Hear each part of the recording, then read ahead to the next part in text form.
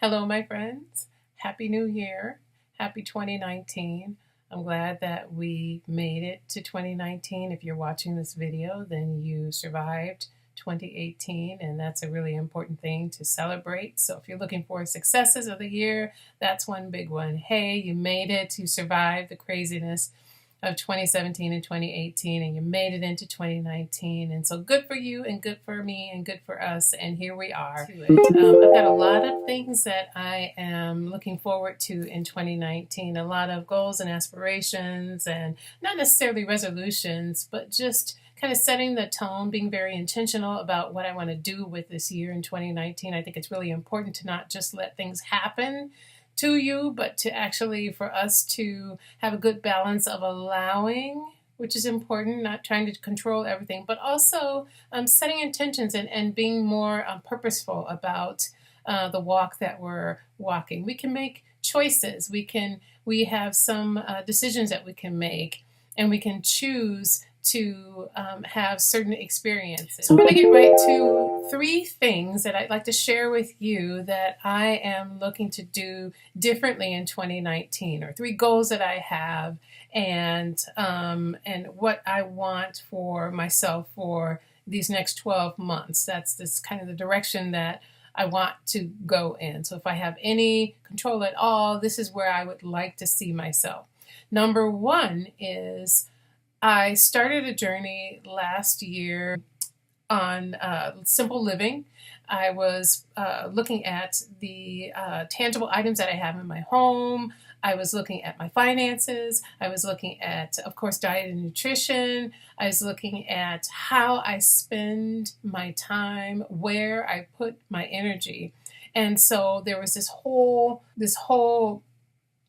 push for me from myself to get rid of things, activities, expenses, you name it, anything that was non-essential in my life. If I didn't love it, if it wasn't something that I couldn't live without, if it wasn't essential, then I just purged it.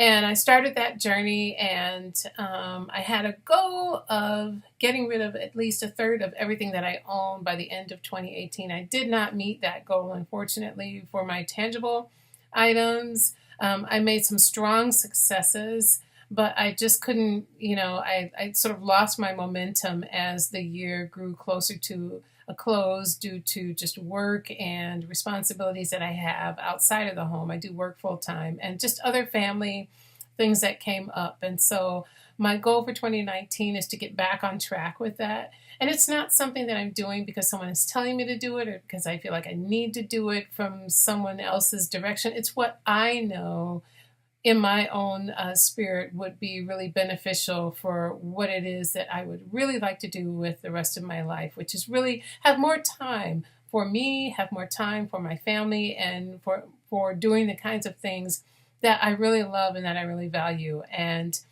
having too much stuff and having a cluttered calendar and activities and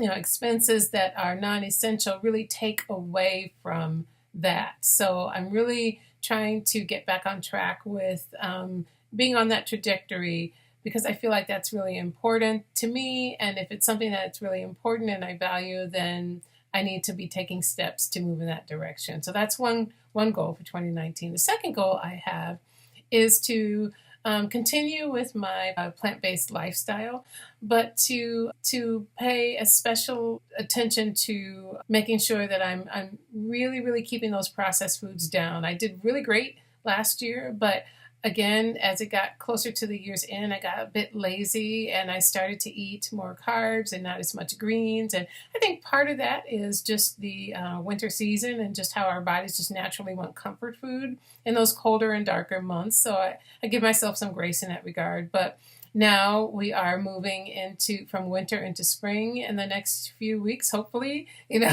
And so my goal is to just week by week to start to be more focused on green vegetables, raw foods, and to start to kind of pull back on the carbs that I've been eating.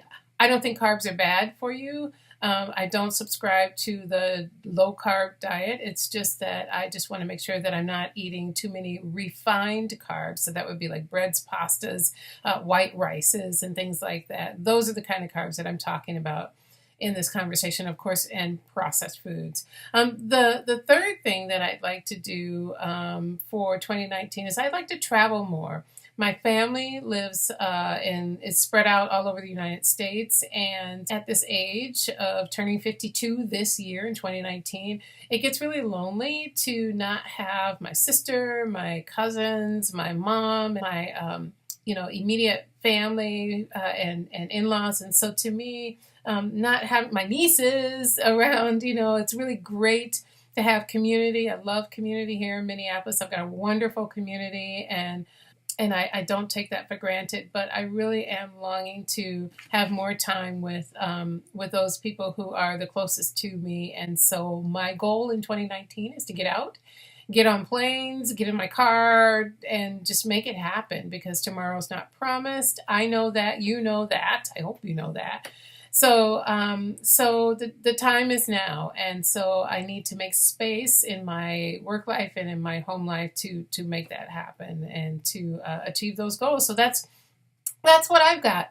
I would love to hear from you. What are your goals for 2019? What is it that you long for? What do you love? What are you aching for? What's your heart just on fire for?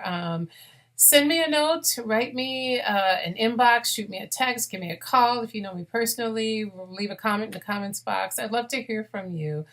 Let's stay inspired. I think that just sharing our stories helps us to build connections, and those connections help us to just, stay motivated to keep striving to be our highest self. So thank you for listening. Happy New Year again, and I will look forward to chatting with you again sometime soon.